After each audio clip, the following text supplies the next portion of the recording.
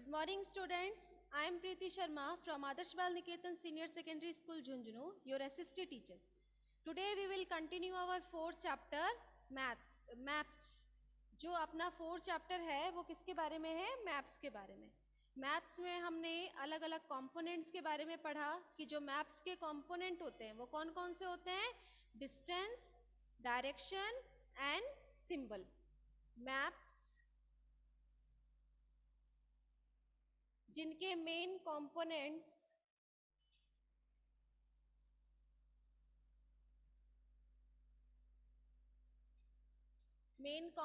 जो है वो कौन कौन से हैं? डिस्टेंस, सेकंड आता है आपका डायरेक्शन और थर्ड है आपका सिंबल। ये थ्री मेन कंपोनेंट्स हैं जिनमें हमने कल पढ़ा था डिस्टेंस के बारे में कि जब भी हम मैप्स के अंदर जो डिस्टेंस है उसको कैसे कवर करते हैं। तो डिस्टेंस को मैप में मेंशन करने के लिए स्केल का यूज किया जाता है। स्केल दो तरीके होते हैं, एक तो लार्ज स्केल है और एक स्मॉल स्केल। ठीक है, लार्ज स्केल के अंदर मेजरमेंट जो है वो कैसा किया जाता है? कैसा होता है लार्ज स्केल के अंदर? जो मेजरमेंट है वो कम किया जाता है, यानी कि 5 सेंटीमीटर जो है, अगर सपोज जो स्मॉल स्केल है उसके अंदर अगर आपको 5 सेंटीमीटर मेंशन करना है, सॉरी 500 किलोमीटर मेंशन करना है, तो उसके लिए आप क्या यूज कर रहे हो? 5 सेंटीमीटर। अगर आपको 1000 किलोमीटर मेंशन करना है तो उसके लिए आप क्या कर रहे हो? 10 सेंटीमीटर मैप के अंदर लिखने के लिए। तो ये तो कहलाता है आपका स्मॉल स्केल मेजरमेंट। ठीक है, लार्ज स्केल के अंदर आप क्या करते हैं कि जहां पर हमें 500 मीटर को मेंशन करना है तो उसमें हम क्या करेंगे? 5 सेंटीमीटर। जहां पर हमें 1000 मीटर को मेंशन करना है तो हम क्या लिखते हैं उसमें? 10 सेंटीमीटर। आपके स्केल पे लिखा होता है ना, जो स्केल होती है आपकी उस पे क्या बना होता है? किस तरीके से? .1, इस तरीके से, फिर .2, इस .1 के 3, ऐसे ही होता है ना स्केल के अंदर। तो ये जो 1 है ये क्या है? सेंटीमीटर। 2 सेंटीमीटर, 3 सेंटीमीटर है। ठीक है, तो ये जो सेंटीमीटर्स हैं इनको हम इन स्केल से मेजर करते हैं। कितने एरिया को? 500 किलोमीटर को, 1000 किलोमीटर को हम 5 सेंटीमीटर ही मेंशन कर रहे हैं। ठीक है, तो इस तरीके से डिस्टेंस को मैप के अंदर मेंशन किया जाता है। नेक्स्ट आता है आपका डायरेक्शन। डायरेक्शन हमने पढ़ा था कि इसके अंदर 4 डायरेक्शंस होते हैं। कौन कौन से? North, south, east and west, ये 4 डायरेक्शंस होते हैं ना अपने। इसके साथ साथ इसमें 4 कार्डिनल डायरेक्शंस भी होते हैं। ये क्या कहलाएगा आपका? North east, south east, south west and north west. ठीक है, ये आपके 4 कार्डिनल डायरेक्शंस हो गए और ये 4 डायरेक्शंस होते हैं। डायरेक्शन और मेजरमेंट के साथ हम इजीली किसी भी प्लेस को लोकेट कर सकते हैं। कहाँ? मैप के अंदर। फिर नेक्स्ट आता है आपका सिंबल्स। सिंबल्स के बारे में भी हमने पढ़ा था कि जैसे कि अगर आप किसी भी पर्टिकुलर एरिया को, किसी डिस्ट्रिक्ट को मेंशन कर रहे हो मैप के अंदर, या फिर आप कंट्री के अंदर हम सारी चीज़ों को मेंशन करते हैं, तो हम क्या देखते हैं कि कहीं पर कोई ट्रीज है, कहीं पर वाटर सोर्सेज हैं, कहीं पर माउंटेन्स है। तो इन सब के लिए अलग अलग सिंबल्स यूज किया गया है। वाटर के लिए आप इस तरीके से सिंबल बना सकते हो जिसके लिए ब्लू कलर का यूज किया जाता है। ट्रीज के लिए आप इस तरीके से सिंबल बना सकते हो और उसके लिए ग्रीन कलर का यूज किया जाता है। माउंटेन्स के लिए आप इस तरीके से सिंबल बना सकते हैं और इसमें ब्राउन कलर का यूज किया जाता है। ठीक है, तो इस तरीके से हम छोटे छोटे सिंबल बना के मैप को कंप्लीट कर सकते हैं। अब आगे समझ में आपको? आपके मेन कंपोनेंट्स जो हैं वो मैप्स के कौन कौन से हैं? डिस्टेंस, डायरेक्शन और सिंबल। अंडरस्टूड? आपको आया समझ में? दैविक, प्रज्ञा, शिवम? Yes, ma'am. तो चलो अब हमारा आज का नेक्स्ट टॉपिक है स्केच, पेज नंबर 27 पर। देखो आप पेज नंबर 27 पर आज का टॉपिक है हमारा स्केच। अब स्केच क्या होता है? A sketch is drawing mainly based on memory and spot observation and not to scale. Sketch कैसा होता है? जिसमें किसी स्केल की जरूरत नहीं होती, किसी मेजरमेंट की जरूरत नहीं होती, एक मेमोरी यानी कि आपको जैसा जैसा याद है वैसा वैसा आप उसके ऊपर स्केच बनाते जाते हो। Sometimes a rough drawing is required of an area to tell where a particular place is located with respect to other places. Suppose अगर आपका कोई फ्रेंड है, उसे आपके घर का रास्ता नहीं पता, तो आप क्या करोगे? उसके लिए एक रफ स्केच बनाकर दोगे ना। रफ स्केच बनाते हो ना आप कई बार कि तुम स्कूल से चलना, स्कूल जो है सपोज ये आपका स्कूल है, स्कूल से आप निकलना, फिर आपको लेफ्ट लेना है, लेफ्ट लेने के बाद में आपको यहाँ एक शॉप दिखाई देगी, उस शॉप के पास से आपको राइट लेना है, राइट लेकर आपको आगे एक टेम्पल दिखाई देगा। इस तरीके से आप रफ स्केच बनाते हो ना कई बार, टेम्पल होगा, टेम्पल से आप सीधे सीधे चलते जाना, फिर आगे जाओगे तो फिर से आपको कोई शॉप मिलेगी, उस शॉप के पास में एक गली होगी, वहां से आपको अंदर जाना है, फिर वहां जाओगे तो आपको मेरा घर मिल जाएगा। इस तरीके से एक रफ स्केच ड्रॉ करते ना जब भी आपको किसी को बताना होता है कि आपका घर कहाँ पर है या आपके फ्रेंड को आपको अपने घर बुलाना हो। ठीक है, तो इस तरीके से रफ स्केच को तैयार किया जाता है।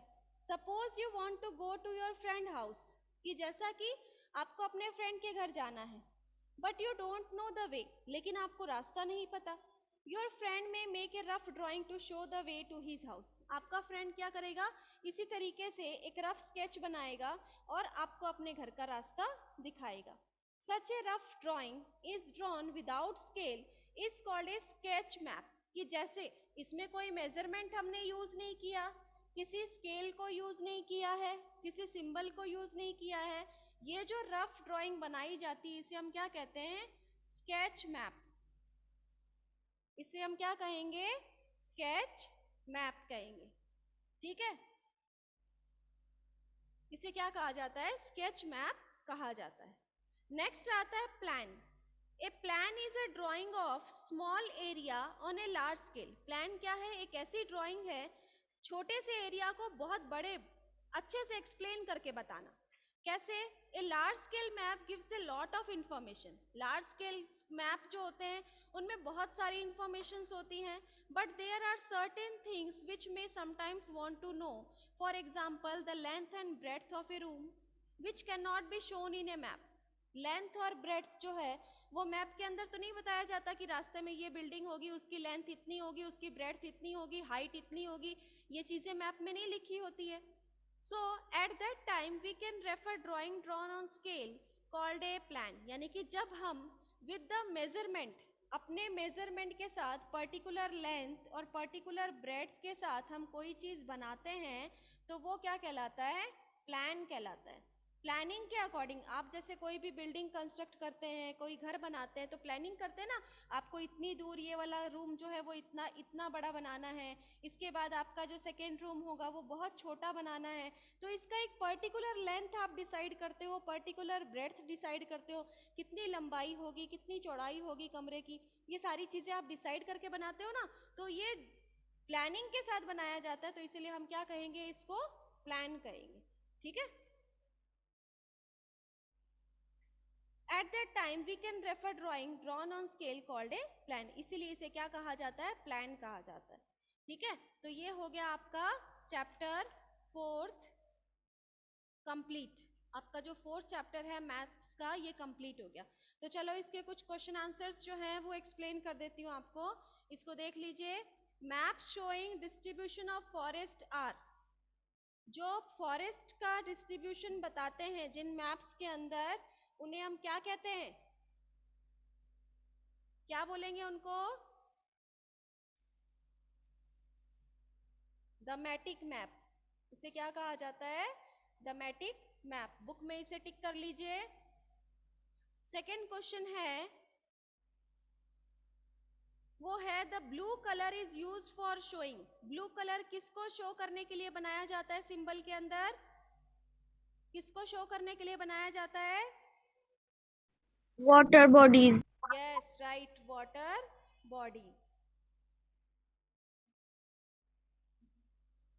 थर्ड है आपका, ए कंपास इज यूज्ड। कंपास का यूज किया जाता है किसके लिए? सिंबल को शो करने के लिए। To find the main direction. Yes, to find the main direction. To find the main direction. Direction. Yes right. Next question is, a scale is necessary. Scale जो है वो किसके लिए जरूरी है? स्केच के लिए, सिंबल के For a लिए, sketch. For a map. Sketch. Map के लिए इंपॉर्टेंट होता है स्केल, फॉर ए मैप। ठीक है, अब आपके क्वेश्चन आंसर्स देख लीजिए आप। इसका पीडीएफ मैं आपको सेंड करूंगी, लेकिन आप एक बार समझ लीजिए इसको। ठीक है, what are the three components of map? Map के थ्री कंपोनेंट्स कौन कौन से हैं? अभी आपको बताया है मैंने। कौन कौन से हैं three components? Distance, direction and symbols. Symbol. ये क्या है? कंपोनेंट्स हैं मैप के। सेकंड है, what are the four cardinal directions are? Cardinal directions कौन कौन से हैं आपके? North, south, east and west. ये आपके North, क्या south. हैं? Cardinal direction. North, south, east and west. Third question है आपका, what do you mean by the terms of scale of a map? Scale of a map हम किसको कहते हैं? क्या चीज होता है स्केल ऑफ ए मैप?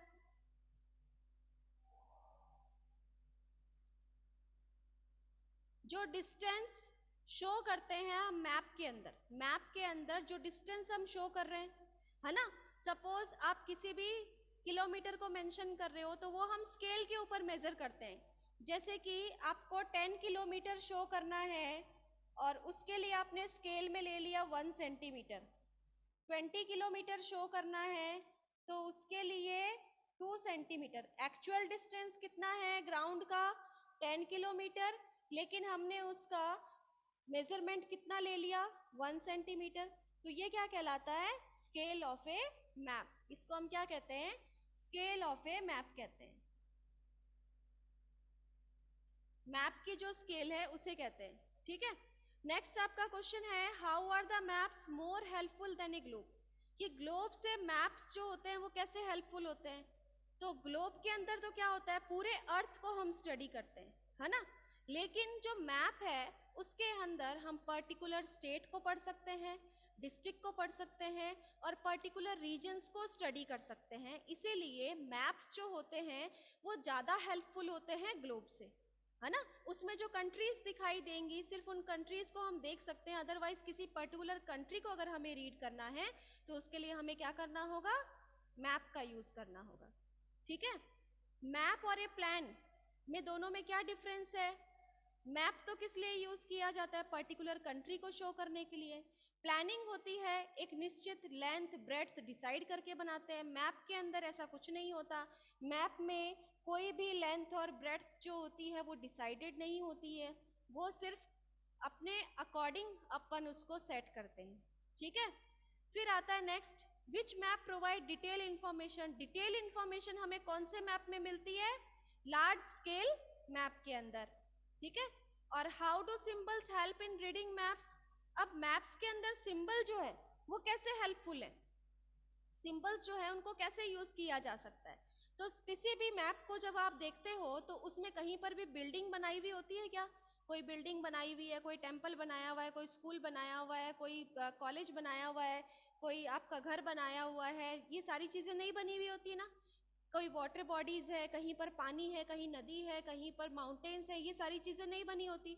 उसकी जगह पर किसका यूज किया जाता है? सिंबल का यूज किया जाता है। छोटे छोटे सिंबल बनाए जाते हैं कि यहाँ पर माउंटेन्स है, यहाँ पर ट्रीज है, यहाँ पर बिल्डिंग बनाई हुई है। तो ये सारी चीजें सिंबल के रूप में यूज की जाती है, जिससे हमें मैप को पढ़ने में इजी होता है ना। अदरवाइज हम ये सारी चीजें जो उनका रियल जो डिस्टेंस है, रियल जो इमेजेस है, उसके अकॉर्डिंग अगर बनाते हैं तो मैप कैसा होगा? बहुत बड़ा होगा, फिर उसे हम मैप नहीं कहेंगे, है ना। क्योंकि एक पेज पे तो ये सारी चीजें किसी कंट्री को हम शो नहीं कर सकते ये सारी चीजों को बना के।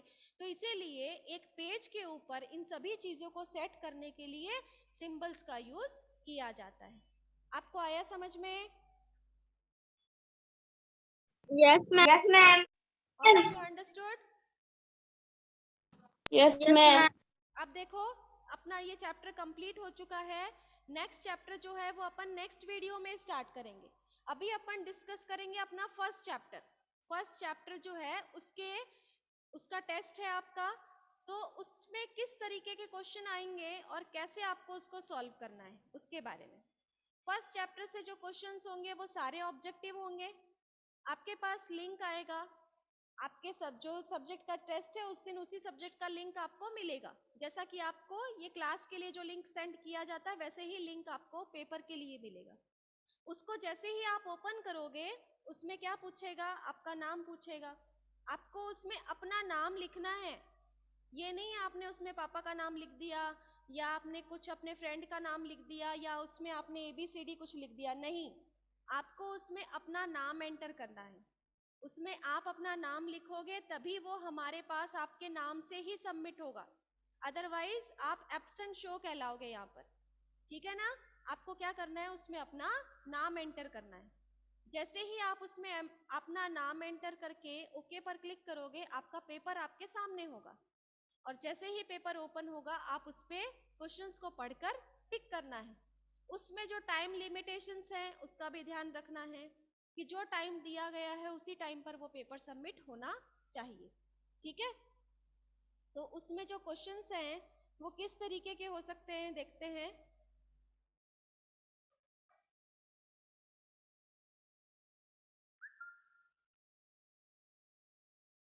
जैसे कि आप लोगों ने फर्स्ट चैप्टर रीड किया है क्या? रिवाइज कर रहे हो क्या फर्स्ट चैप्टर? Yes, ma'am. इसका Yes, मतलब ma'am. आपने टेस्ट की अच्छी तैयारी कर रखी है सभी ने? Yes. Yes. Yes. Very good. चलो फर्स्ट क्वेश्चन देती हूँ मैं आपको। क्वेश्चन नंबर 1 है, what is the name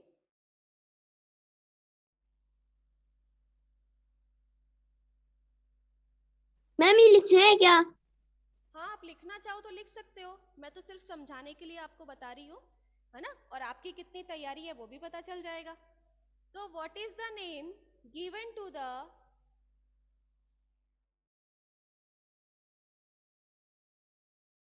given to the what is the name given to the full moon night? full moon night कि जो फुल मून नाइट है उसे क्या नाम दिया गया है? आपके ऑप्शन है अमावस्या, सेकंड है पूर्णिमा,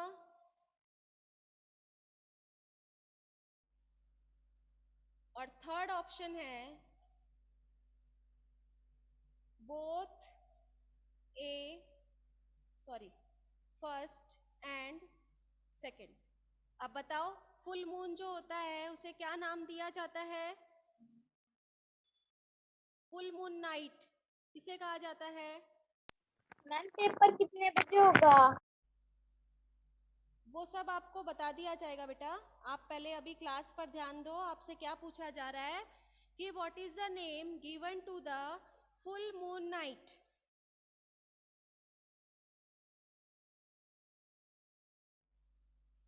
यस, किसे कहते हैं full moon night? Ma'am option बोलना। ऑप्शन लिखा हुआ है बेटा बोर्ड पे, आप देखो। अमावस्या, पूर्णिमा या दोनों, बोथ फर्स्ट एंड सेकंड, क्या आएगा इसमें? फुल मून नाइट किसे कहते पूर्णिमा। हैं? पूर्णिमा। यस राइट, पूर्णिमा।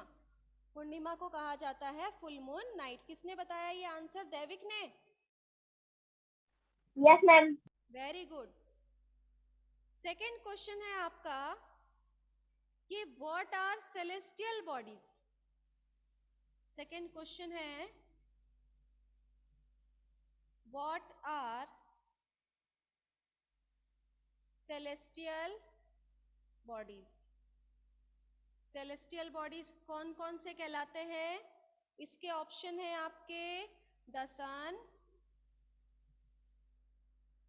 सेकेंड ऑप्शन है द मून, और थर्ड ऑप्शन है आपका all the shining bodies in the sky. All the shining bodies in the sky. Sky में सभी शाइनिंग बॉडीज, और या फिर ऑल ऑफ दीज। क्या आंसर आएगा इसका? क्वेश्चन क्या पूछा है कि सेलेस्टियल बॉडीज किसे कहते हैं? What are celestial bodies? तो sun, moon, all the shining bodies in the sky, और या फिर all of these. Celestial bodies क्या होती हैं? क्या होगा इसका answer? Ma'am all of this. Very good, all of these, क्योंकि सन, मून और जितनी भी शाइनिंग बॉडीज है स्काई में, सभी से मिलकर क्या बनता है? सेलेस्टियल बॉडीज बनती हैं। सभी को हम क्या कहते हैं? सेलेस्टियल बॉडीज कहते हैं। आया समझ में? इस तरीके से आपके क्वेश्चंस आएंगे। और भी क्वेश्चंस हैं, पूछूं क्या आपको? Yes ma'am. चलो तो क्वेश्चन नंबर 3 देखते हैं।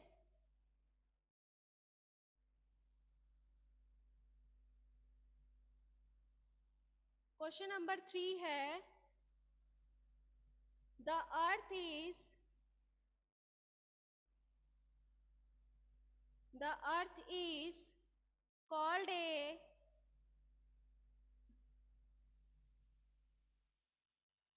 blue planet. The earth is called a blue planet because of the presence of, because of the presence of, कि अर्थ को ब्लू प्लैनेट कहा जाता है, उसके पीछे क्या रीजन है? क्यों कहा जाता है अर्थ को blue planet? Because ma'am water की वजह से। Yes, water, blue colour. Third option है आपका वो है ब्राउन कलर, और या फिर रेड कलर।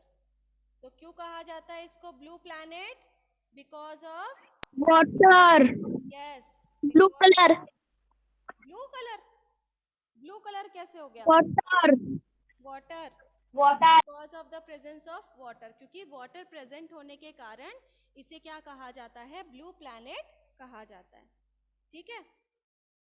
अर्थ का जो शेप है, why is the shape of the earth is geoid. Earth का जो शेप है वो जियोइड शेप में क्यों है?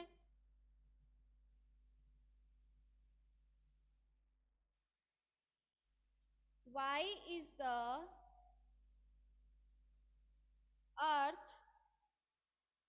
why is the shape of the earth, why is the shape of the earth is geoid? Geoid shape क्यों है ये मैंने बताया था आप लोगों को। बिकॉज, बताओ ये जियोइड शेप क्या होता है? ऑप्शन देखो। It is slightly flattened. It is slightly flattened at the poles. It is slightly flattened at the poles.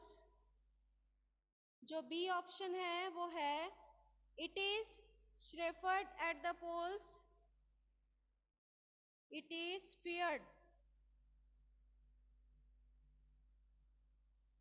S-P-H-E-R H-E-R S-P-H-E-R-O-I-D.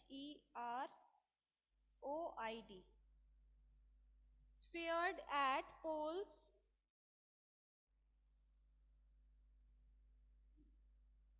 Third option है बोथ ए एंड बी. अब बताओ इसका शेप जो है वो ज्यूइड शेप क्यों है? क्यों है अर्थ का शेप ज्यूइड? आपके पास ऑप्शन है 3.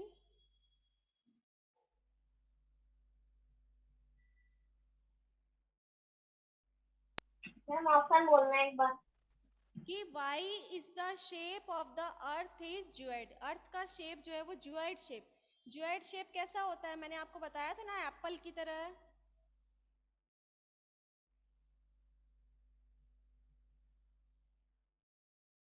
तो क्या ऑप्शन आएगा? आपका आंसर क्या आएगा?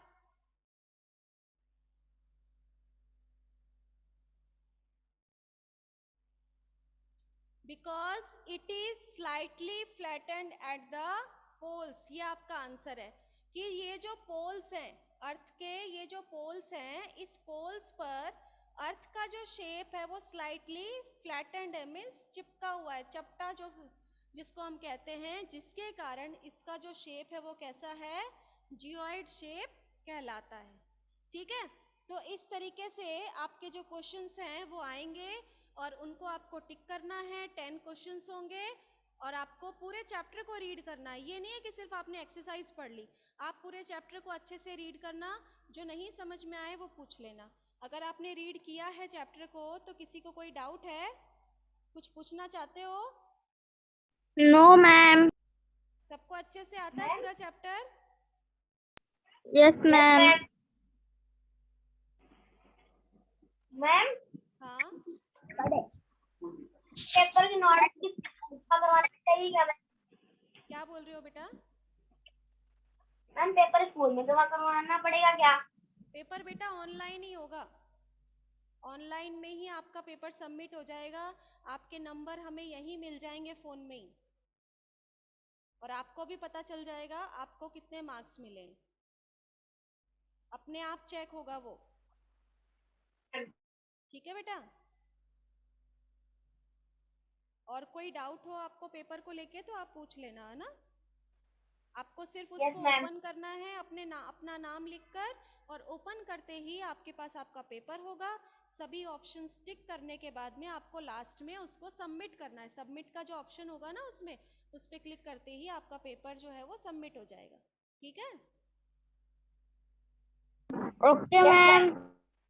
ओके स्टूडेंट्स, अच्छे से तैयारी करना अपने पेपर की. All the best. Thank you, ma'am. Thank you, ma'am.